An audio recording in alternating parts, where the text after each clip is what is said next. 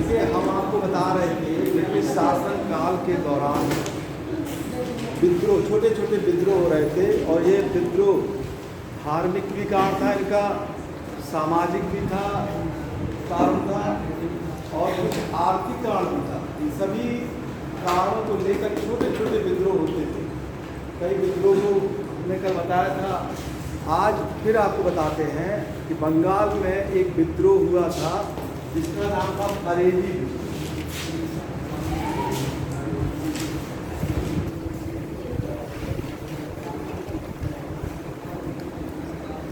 ये विद्रोह भी करीब 30 से 40 साल के समय तक, यानी 30-40 साल तक ये चलता रहा, छोटे छोटे रूप में। 1800 लगभग 25 से 1859-60 तक ये विद्रोह चलता रहा, फरेजी विद्रोह। और ये बंगाल के कई क्षेत्रों में, जो बंगाल है, बंगाल प्रांत में कई क्षेत्रों में ये क्या कहते हैं विद्रोह होता रहा। इस विद्रोह का कारण आर्थिक भी था और धार्मिक भी था। आर्थिक कारण भी था और धार्मिक भी हो गया। धार्मिक कारण था। ये विद्रोह जो फरेजी विद्रोह थो, एक संत थे जिनका नाम था हाजी शरीयतुल्लाह। संत हाजी शरीयतुल्लाह, इन्होंने इस विद्रोह को शुरू किया था, फरेजी विद्रोह। मतलब इस विद्रोह के अन्यायी ये इन्हीं को रखा गया था, हाजी शरीयतुल्लाह को। लेकिन इसके जो लीडर थे, नेता थे, जिन्होंने इस विद्रोह का नेतृत्व किया, उनका नाम था तीतू मोर। विद्रोह के जो नेता थे तीतू मोर, पूरे बंगाल में पहले जमींदारों के खिलाफ हो गया। जमींदार ज़्यादातर हिंदू वर्ग था, ईसाई वर्ग था, और जो कृषक वर्ग थे वो मुस्लिम वर्ग थे। बाद में ये विद्रोह धार्मिक रूप से ले लिया गया। तो ये पूरा विद्रोह चलता रहा और जमींदारों के खिलाफ चलता रहा। ये उस समय चूँकि बंगाल में जमींदारी प्रथा लागू थी, और ये जमींदारों से जो अनुबंध हुआ था वो ब्रिटिश सरकार का अनुबंध था। तो इसलिए कभी भी जब जमींदारों के खिलाफ आंदोलन होता था तो ब्रिटिश सरकार खड़ी हो जाती थी। कारण क्या था कि ब्रिटिश सरकार ने ही जमींदारों से समझौता किया था, और जमींदार ही ब्रिटिश सरकार को कर देते थे। इसलिए जब भी हमने ये देखा है कि विद्रोह जमींदारों के खिलाफ होता था तो मतलब सहायता तुरंत ब्रिटिश सरकार करती थी। ये विद्रोह चलता गया और 1859-60 तक ये विद्रोह चलता रहा। जब नील, हमने बताया था आप लोगों को, एक कृषक विद्रोह हुआ था, नील विद्रोह 1859 में नील विद्रोह हुआ था। इस विद्रोह के पहले तक ये विद्रोह चलता गया। बाद में ब्रिटिश सरकार ने सैनिक सहायता से इस विद्रोह पर नियंत्रण स्थापित। ये विद्रोह पहले तो क्या कहते हैं, आर्थिक रूप से जमींदारों ने जो किसानों को शोषण किया उसके खिलाफ था। बाद में जितने किसान थे वो एक वर्ग यानी एक धर्म से संगठित हो जाते हैं और दूसरे धर्म के खिलाफ विद्रोह कर देते हैं। तो इसीलिए ये जो विद्रोह था ये दो रूप में था। पहला एक था आर्थिक कारण और दूसरा था धार्मिक कारण। तो ये उस समय का बहुत महत्वपूर्ण विद्रोह था, फरेजी विद्रोह, जो पूरे बंगाल के क्षेत्र में हुआ था।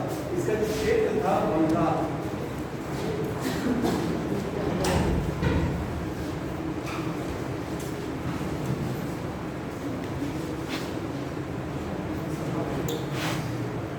इसके बाद एक बहुत महत्वपूर्ण विद्रोह हुआ, वहाबी आंदोलन। ब्रिटिश काल में एक आंदोलन हुआ, वहाबी आंदोलन।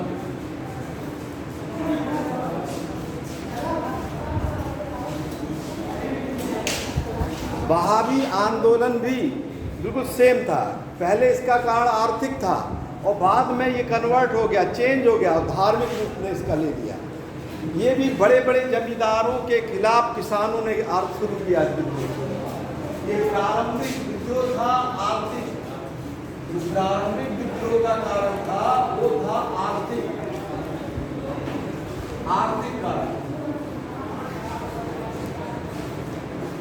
प्रारंभिक जो विद्रोह था उसका जो कारण था वो था आर्थिक कारण, बहावी विद्रोह। बहावी जो भारत में विद्रोह हुआ वो वास्तव में अरब के एक मुस्लिम नेता थे जिनका नाम था अब्दुल वहाब, उन्हीं के ये लोग अनुयायी थे और इन लोगों ने क्या कहते हैं विद्रोह कर दिया। इसका पश्चिम में, उत्तर पश्चिम में केंद्र था सिखाना, उत्तर पश्चिमी क्षेत्र में इसका केंद्र बिंदु था सिखाना। भारत में इसका केंद्र बिंदु हो गया पटना। भारत में इसका केंद्र हो गया पटना।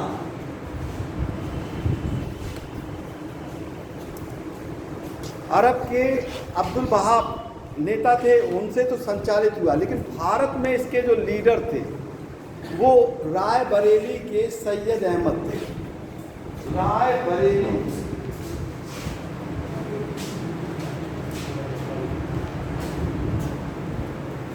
के सैयद अहमद, इन्होंने इस विद्रोह का नेतृत्व किया। सैयद अहमद ने, राय बरेली के जो सैयद अहमद थे, इन्होंने इस विद्रोह को नेतृत्व किया। दिल्ली के एक संत थे जिनका नाम था शाह वली उल्लाह। दिल्ली के एक सूफी संत थे शाह वली उल्लाह। इन लोगों ने, बहावी के आंदोलनकारियों ने उन्हें अपना क्या कहते हैं एक तरीके से प्रेरणा स्रोत नेता मान लिया। ये राजनीतिक नेता नहीं थे, धार्मिक रूप से एक संत को ही अपना प्रेरणा मानने लगे जिनका नाम था शाह वली उल्लाह।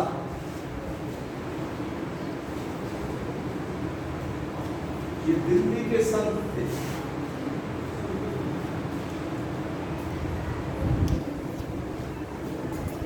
ये विद्रोह बहुत तेजी से हुआ। लगभग 1860 के आसपास ये विद्रोह हुआ, 59-60 के आसपास ये भी विद्रोह हुआ और ये बड़ी तेजी से फैलने लगा।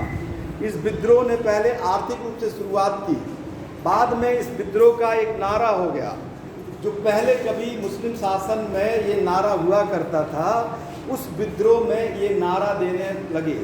इसमें ये कहा गया कि यानी दारुल उल हर्ब से दारुल उल इस्लाम में परिवर्तन करना। दारुल उल हर्ब, दारुल उल हर्ब का मतलब ये औरंगजेब ने भी कहा था उस समय जब मुगल शासक था, औरंगजेब ने भी कहा था, मतलब उनकी नीति भी थी दारुल उल हर्ब। दारुल उल हर्ब मतलब काफिरों का देश, यानी गैर इस्लामियों का देश से कन्वर्ट यानी चेंज कर देना है। किसमें बदल देना है? दारुल इस्लाम में, यानी इस्लाम के देश में। यानी जो ये देश है वो एक काफिरों का देश है और इस आंदोलन को ऐसे चलाया जाना है कि वो काफिरों को देश से बदल देना है और इस देश को दारुल उल इस्लाम। औरंगजेब की भी नीति यही थी, औरंगजेब ने भी अपनी नीति दी थी। उनका उद्देश्य था कि यहाँ पर दारुल उल हर्ब के स्थान पे दारुल उल इस्लाम लाना। तो ये इस समय का ये बहुत महत्वपूर्ण आंदोलन था, बहावी आंदोलन। ये जब ये नारा दिया गया तो उस समय पैगंबर मोहम्मद साहब के जो भी उनके क्या कहते हैं धार्मिक रूप से कानून थे, उन्हीं को भारत में लागू करना इन लोगों का उद्देश्य हो गया। और ये इस समय काफिर का कानून मतलब अंग्रेजों का भी कानून, यानी ब्रिटिश सरकार भी उनके लिए काफिर ही थे, तो ब्रिटिश सरकार को भी उखाड़ फेंकना उनका उद्देश्य हो गया कि एक क्षेत्र में ही नहीं, केवल पटना या सिखाना में ही नहीं, बल्कि पूरे भारत में ही ब्रिटिश सरकार का जो शासन है उसको उखाड़ फेंकना इस आंदोलन का प्रमुख उद्देश्य हो गया। ब्रिटिश सरकार को बहुत मुश्किल से, बहुत परेशानी से इस आंदोलन को रोकना पड़ा, बड़ी मुश्किल लगी उनको, और किसी तरीके से इस आंदोलन पर नियंत्रण स्थापित हुआ। इसलिए ये क्वेश्चन आता भी है कि उस समय के जो आंदोलन हुए थे उनमें सबसे सशक्त आंदोलन कौन था? यही था आपका वहाबी आंदोलन। ये बहुत सशक्त आंदोलन था। जितने भी आंदोलन का अभी हमने जिक्र किया आपके सामने, उन सब में सबसे सशक्त आंदोलन उस समय का यही था। बंगाल उत्तर पश्चिमी और ये पूर्वी क्षेत्र यानी पटना के आसपास क्षेत्र में ये आंदोलन, और इसके जो लीडर थे उनका नाम था सैयद अहमद। ठीक है, तो ये छुटपुट आंदोलन हुआ करते थे। इन्हीं आंदोलन में जनजातीय आंदोलन भी जुड़ गया। ये आंदोलन तो चल ही रहे थे, इसी आंदोलन में जनजातीय आंदोलन भी जुड़ गया।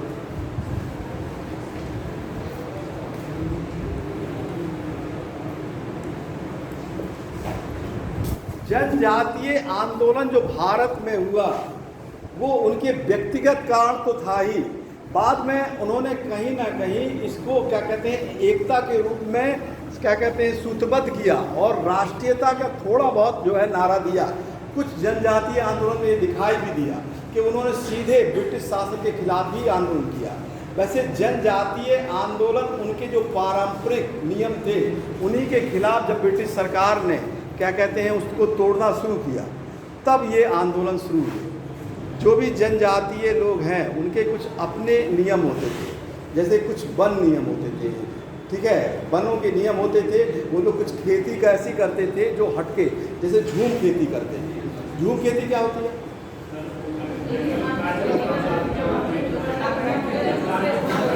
जंगलों को काट कर, वो उनका देखिए एक पारंपरिक नियम था कि वो लोग जंगलों को काट कर एक वर्ष में उस जगह खेती करते थे, फिर छोड़ देते थे वहाँ पे, फिर दूसरी जगह चले जाते थे, फिर जंगलों को काटते थे। तो ये उनका नियम था, ये करते थे। और अपने आसपास क्षेत्र में वो नहीं चाहते थे कि कोई और खेती करे या उनके नियम का कोई उल्लंघन करे। उनमें कुछ सामाजिक प्रथाएं भी थी, वो सामाजिक प्रथा का भी अगर कोई विरोध करता था तो भी उसके खिलाफ हो जाते थे। अभी भी ऐसा नहीं है कि ये जनजातीय नियम बदल गए हैं, अभी भी हमारे देश में जनजाति हैं। आप संविधान में देखेंगे तो अनुसूची 5 और अनुसूची 6 सिर्फ जनजातियों के लिए है, और उनके लिए सरकार जो संविधान में नियम बनाया है डायरेक्ट सारे नियम उन पर लागू नहीं होते हैं। उनके लिए एक परिषद बनाई गई है जिसका राज्य स्तर पर राज्यपाल को के अधीन किया गया है, और राष्ट्रीय स्तर पर राष्ट्रपति उस पर नियम बनाते हैं। और उनका जो नियम है उनको इसीलिए संरक्षित क्षेत्र किया जाता है। जैसे हमारे यहाँ मान लीजिए कोई नियम के तहत चुनाव हो रहा है तो ज़रूरी नहीं है कि उस पूरे जनजातीय क्षेत्र में जहाँ वो रहते हैं तो चुनाव कराया जाए, ये नहीं है। और वन नियम का वो लोग जिस तरीके से अपना जीवन शैली करते हैं उनका भी उल्लंघन नहीं किया जाता है। तो भारत के बहुत से क्षेत्र में अभी भी जनजातीय लोग रहते हैं। सर्वाधिक देखिए मध्य प्रदेश में रहते हैं, फिर बंगाल में है, महाराष्ट्र में है, उड़ीसा में है, हर जगह है, और वो अपने अनुसार ही अपनी सामाजिक जीवन को जीते भी हैं। तो जब ब्रिटिश सरकार जब भारत में शासन कर रही थी तो उन्होंने कुछ ऐसे नियम बनाए जिसके कारण ये विद्रोह शुरू हुआ। पहली बार ज़्यादातर जब विद्रोह हुआ वो आपका बंगाल, बिहार, उड़ीसा इन्हीं क्षेत्रों में हुआ। इसका कारण क्या था? इसका कारण ये था कि जब ब्रिटिश सरकार यहाँ पे शासन कर रही थी तो उसने किसानों से संबंधित यानी अपने आर्थिक लाभ के लिए कई प्रथाएं चलाई, जैसे जमींदारी प्रथा चलाई। ये जमींदारी जो प्रथा थी ये ज़्यादातर बिहार, उड़ीसा और बंगाल में यहाँ पर थी। और जमींदार लोग जो खेती किसानों से जो क्या कहते हैं खेती कराते थे तो उससे जमींदारों को ये फर्क नहीं पड़ता था कि वो किस क्षेत्र में कौन सी खेती करा रहे हैं। ऐसे खेती करते समय कभी कभी क्या होता था कि जनजातीय लोगों का उल्लंघन हो जाता था तो उन पर विद्रोह हो जाता था।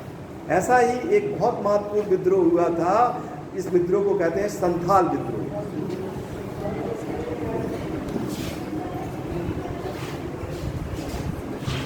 संथाल विद्रोह ये हुआ था 1855 ईस्वी। के जो गवर्नर जनरल थे जिनका नाम था लॉर्ड डलहौजी, उन्हीं के समय ये विद्रोह हुआ था। और आज का आपका झारखंड का कुछ जिला है और बिहार का, जैसे भागलपुर, ठीक है, भागलपुर जिला है, वहाँ पर ये एरिया है। झारखंड का भी संथाल लोग जो जनजाति रहते हैं, झारखंड का भी एरिया है। तो भागलपुर जो आजकल का जिला है वहाँ पर ये विद्रोह हुआ था। और उस क्षेत्र को जहाँ पर ये संथाल विद्रोह हुआ उसको क्षेत्र को कहते थे दामन एको। दामन एको नामक स्थान पर यह विद्रोह हुआ।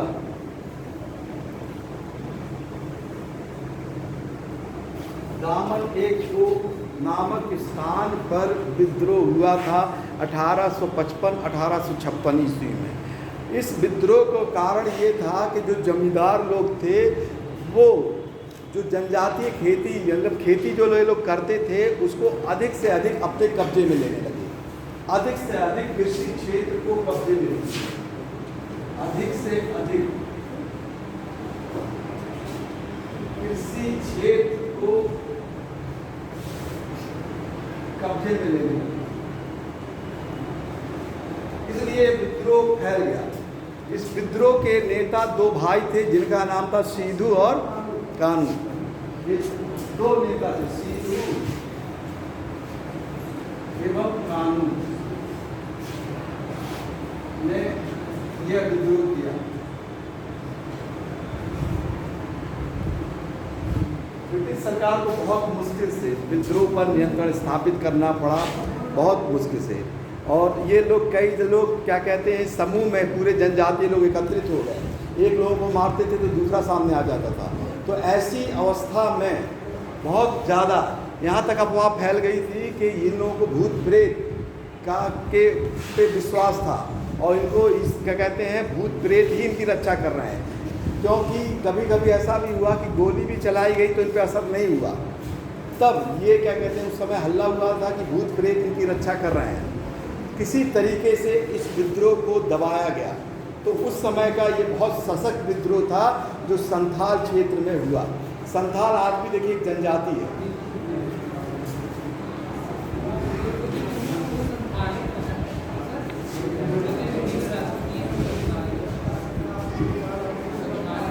संथाल क्षेत्र भी है, संथाल जनजाति भी है।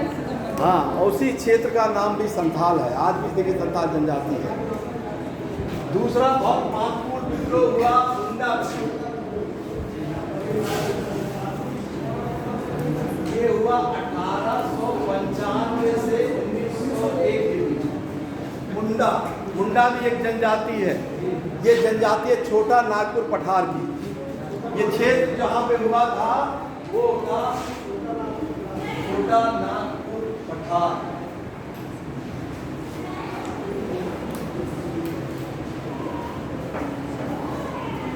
ये मुंडा विद्रोह इतना तेज हुआ था, इतना तीव्र, इतना घातक हुआ था, इसको महाविद्रोह भी कहा जाता है। और इसके एक भाषा थी कि इसको उल्गुन कहा जाता है, उल्गुन विद्रोह, उल्गुन या महाविद्रोह।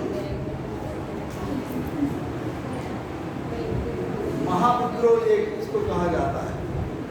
मुंडा लोगों में सामूहिक खेती का प्रचलन था। ये लोग सामूहिक रूप से मिलकर खेती प्रचलित था और उस सामूहिक खेती को कहते थे कूटनीति। सामूहिक खेती जो होती थी उसको कहते थे कूटनीति।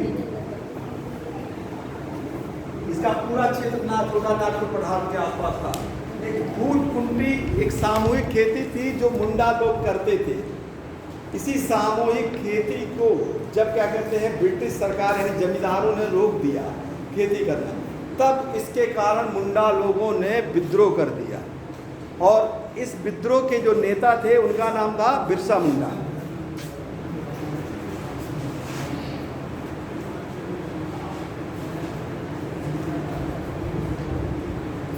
बिरसा मुंडा इसके बहुत महत्वपूर्ण नेता थे। इनको क्या कहते हैं उस समय मुंडा लोगों ने भगवान का दर्जा दिया। जी, उनको अभी भी देखिए भगवान का दर्जा दिया जाता है। उनको बताया गया कि वो ईश्वरीय शक्ति इनको ऐसी प्राप्त हो गई कि वो ब्रिटिश सरकार के खिलाफ बोल रह सकते हैं। और इस विद्रोह में अभी सबसे बड़ी खास चीज़ ये थी कि महिलाओं लोगों ने बहुत एकत्रित होकर इनका साथ दिया। महिलाओं ने एकत्रित हो गया, जैसे हम पढ़ा रहे थे आपको स्वदेशी आंदोलन, इसी प्रकार इस विद्रोह में एक चीज़ सामने देखने को मिलता है कि महिलाओं ने संयुक्त रूप से इस विद्रोह में सामने आए और साथ दिया। तो मुंडा विद्रोह में इनको ईश्वर का दर्जा दिया गया, बिरसा मुंडा को। बाद में ब्रिटिश सरकार ने इसमें भी सैनिक सहायता लेकर क्या कहते हैं बिरसा मुंडा को पकड़ लिया, और जब बिरसा मुंडा को पकड़ लिया तो इनको रांची के जेल में रख दिया गया। ऐसा माना जाता है कि हैजा के कारण बिरसा मुंडा की मृत्यु हो जाती है। आज भी देखिए बिरसा मुंडा का क्या कहते हैं झारखंड में एक ईश्वर की तरह उनको पूजा जाता है, उनको बहुत महान नेता का दर्जा दिया गया है बिरसा मुंडा को। तो ये उस समय का बहुत महत्वपूर्ण आंदोलन हुआ था, मुंडा विद्रोह।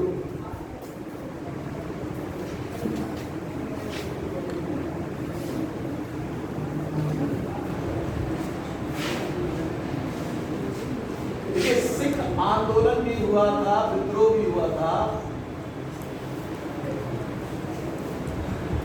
सिख धर्म में आंदोलन, सिख धर्म का आंदोलन।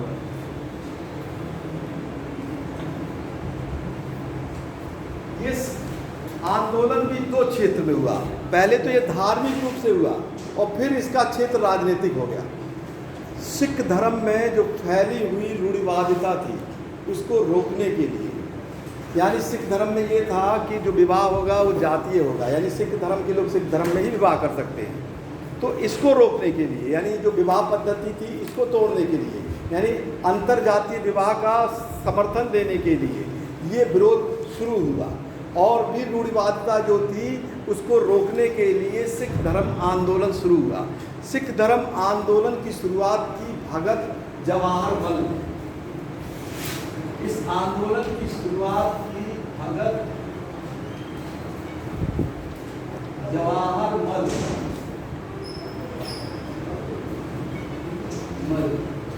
ये करीब 1840 से ये विद्रोह शुरू हुआ है। 1840 ईस्वी के आसपास ये विद्रोह शुरू होता है। भगत जवाहर मल ने ये विद्रोह शुरू किया, यानी सिख धर्म में जो फैली हुई बुराइयां थी उनको दूर करने के लिए ये आंदोलन शुरू हो गया।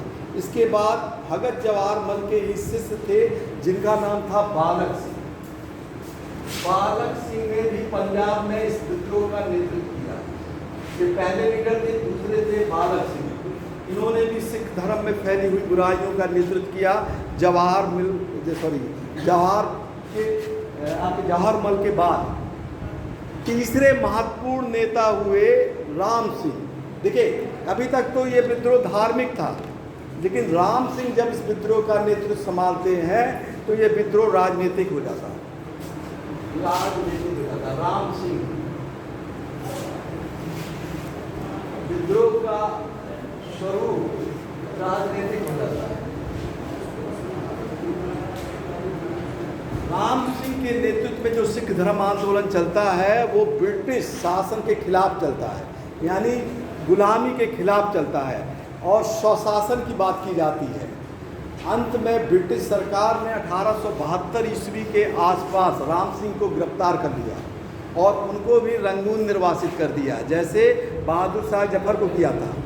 वैसे ही 1872 ईस्वी के आसपास राम सिंह को पकड़ा गया और रंगून निर्वासित कर दिया गया।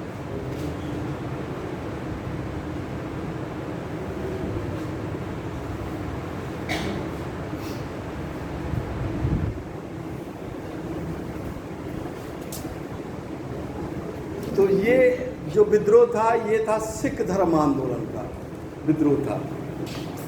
इसी प्रकार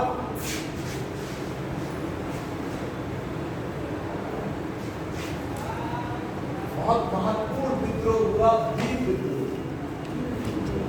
ये लगभग 1820 से 1890 के ईस्वी तक चलता रहा विद्रोह हुआ महाराष्ट्र में। महाराष्ट्र में, उसके बाद कुछ क्षेत्र में राजस्थान में हिंदी के विद्रोह हुआ। देखिए, भील जनजाति है जो राजस्थान में भी पाई जाती है और महाराष्ट्र में भी पाई जाती है। इस विद्रोह का कारण था आर्थिक कारण। अधिक लगान मांगते थे, तो जो किसान लोग थे वो इसके खिलाफ विद्रोह कर दिए। इस विद्रोह में कई नेता ने अपनी भूमिका अलग क्या कहते हैं अदा की।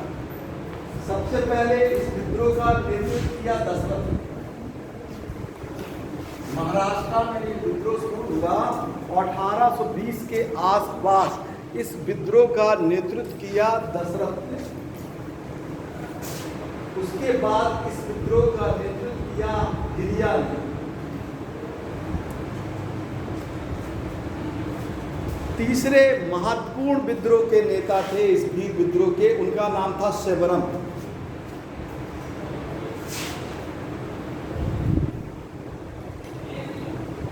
सेबरम ने विद्रोह का नेतृत्व किया।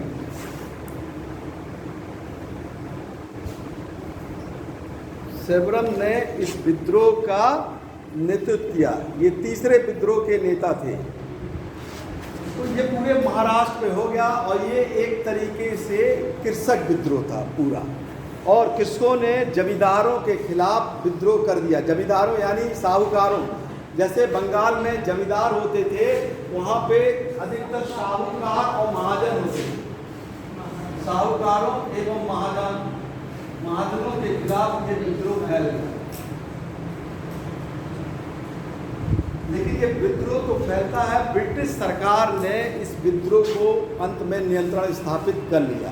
तो ये महाराष्ट्र का बहुत महत्वपूर्ण आंदोलन हुआ था उस समय, ये भील विद्रोह। इसी प्रकार महाराष्ट्र में एक और बहुत महत्वपूर्ण विद्रोह हुआ, रामोसी विद्रोह।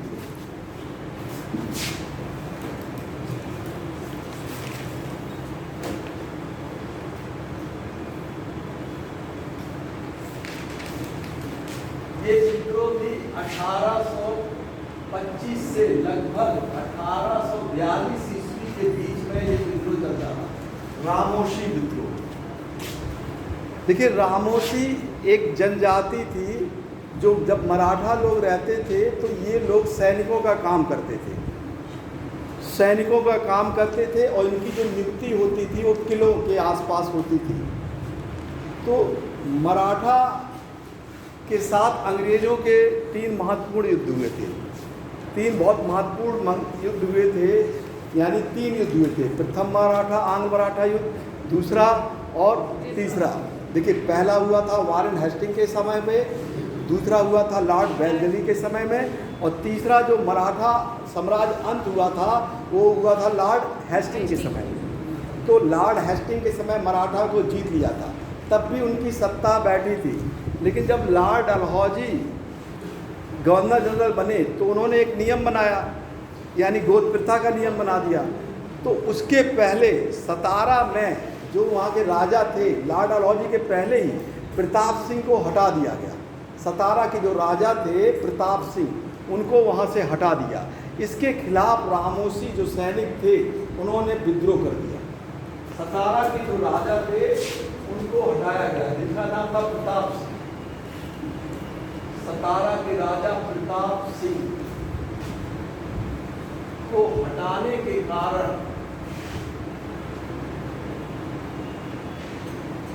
ये विद्रोह रामोसी लोगों ने विद्रोह कर दिया। एक तो राजा के हटाने के कारण उनका विद्रोह हुआ, दूसरा प्रशासनिक। इन्होंने क्या किया, रामोसी जो सैनिक थे उनकी छटनी शुरू कर दी ब्रिटिश सरकार ने।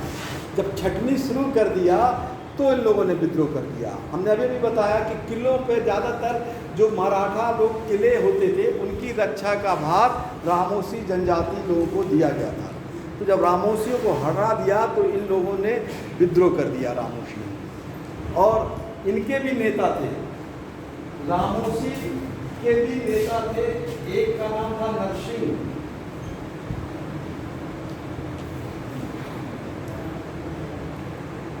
नरसिंह दत्ता थे। ये रामोशी के एक बहुत बड़े नेता थे, ठीक है, ये थे। और दूसरे थे चित्तर सिंह।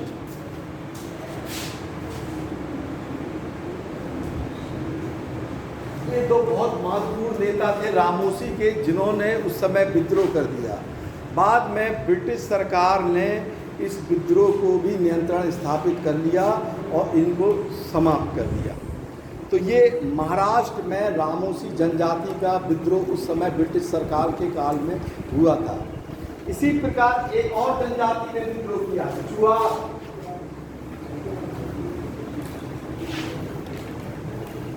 जनजाति, और ये विद्रोह हुआ 1766 से 1802 के बीच।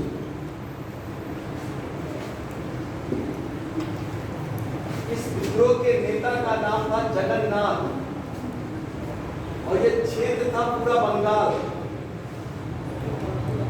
बंगाल में आज भी चुआर जनजाति पाई जाती है, ठीक है। तो ये इसका भी कारण आर्थिक था, यानी जो कृषि क्षेत्र था उस पर जमींदारों ने कब्जा करने लिया। यानी इसका जो कारण था वो आर्थिक कारण था, यानी क्षेत्र पर जमींदारों के कब्जा करने के कारण।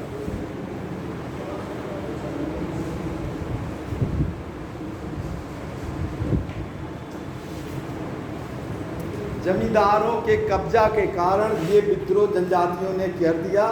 बाद में ब्रिटिश सरकार ने शुरुआत 1766 में हुई, लेकिन अंत में 1802 के आसपास में इस विद्रोह को ब्रिटिश सरकार ने समाप्त कर दिया। तो ये भी उस समय का बहुत बहुत इम्पोर्टेंट विद्रोह हुआ था। एक विद्रोह और हुआ था मेघालय के क्षेत्र में।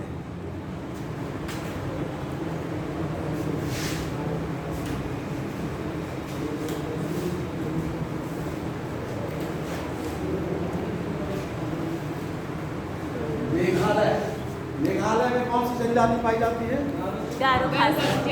गारो जयंतिया। देखिए वो पहाड़ियाँ भी हैं वहाँ पे, ठीक है। तो मेघालय में 1828 के आसपास गारो और जयंतिया ये जनजाति है। इन लोगों ने विद्रोह कर दिया, गारो जयंतिया जनजातियों ने। और इस विद्रोह का नेतृत्व किया तीरथ सिंह ने।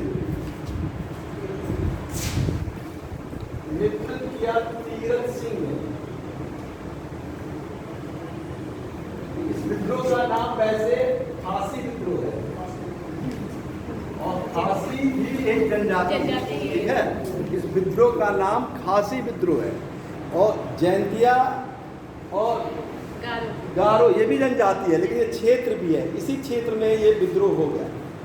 इस विद्रोह का कारण क्या है कि ब्रह्मपुत्र नदी और उसके आसपास क्षेत्र में अंग्रेजों ने क्या किया, जो जनजातियों की ज़मीन थी उस पर कब्जा कर लिया और वहाँ पे सड़क बना दी, वहाँ पे एक पक्की सड़क बना दी। तो जनजाति लोग वैसे भी अपने क्षेत्र पे किसी को आने नहीं देते हैं, ठीक है, आने नहीं देते हैं। इसलिए उन्होंने इस विद्रोह कर दिया, और ये विद्रोह का नेतृत्व किया तीरथ सिंह ने। अंत में जाके अंग्रेजों ने इस विद्रोह पर नियंत्रण स्थापित कर दिया। ये विद्रोह ब्रिटिश सरकार ने नियंत्रण कर दिया।